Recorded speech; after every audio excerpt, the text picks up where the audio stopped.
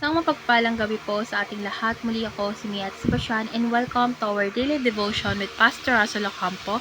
And today is August 21, 2025 and our topic is all about nagbalikan na ba kayo? So our topic or our concept is all about reconciliation.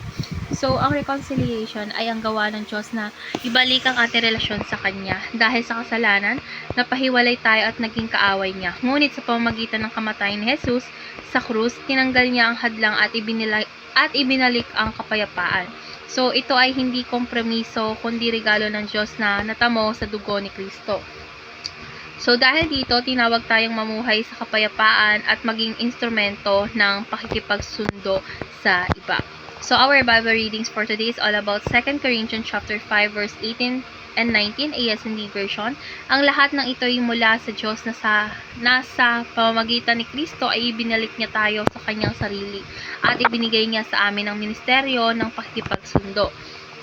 Ibig sabihin, sa pamamagitan ni Kristo, pinapayapa ng Diyos ang mundo sa kanyang sarili at hindi na ibinibilang ang mga kasalanan ng mga tao laban sa kanila at ipinagkatiwala niya sa amin ang mensahe ng pakikipagsundo. So, datako na tayo sa ating teaching. So, yung first teaching is we are reconciled to God through Christ. So, syempre, dahil kay Kristo, kay Jesus Kristo, wala na tayong hadlang sa Diyos. Dahil siya ang naging tulay para muli tayong makalapit at magkaroon ng kapayapaan sama. Second is we ought to pursue reconciliation with others. So, kung nakipagkasundo na ang Diyos sa atin, kailangan din nating sikaping makipag-ayos sa mga tao. So, dapat ipinapakita natin ang tunay na kapayapaan na galing sa Diyos. And last is, we have been entrusted with the ministry of reconciliation. So, tayo ay tinawag na maging tagapagdala ng kapatawaran at kapayapaan. So, ibig sabihin nito, misyon natin na ipahayag na ang lahat ay pwedeng lumapit kay Kristo. So, ngayon dadako na tayo sa ating application. So, yung first application is imagine life with a clear conscience. So, kapag malinis ang budhi natin, wala tayong kinikimkim na bigat sa puso, is mas nagiging masaya at malaya ang pamumuhay.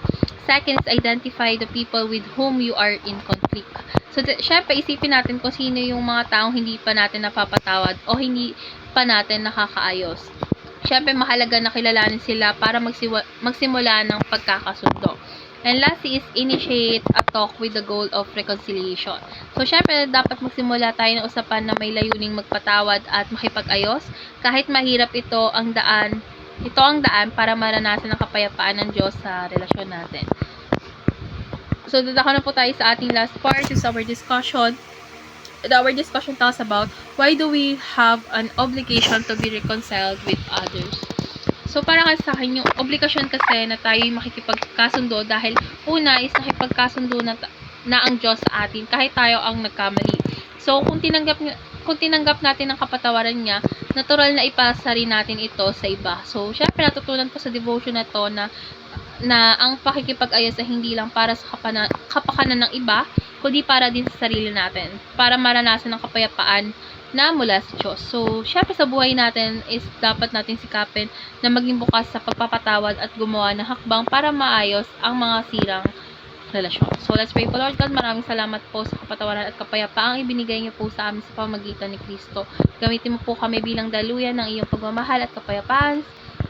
Sa pangalan ni Jesus. Amen.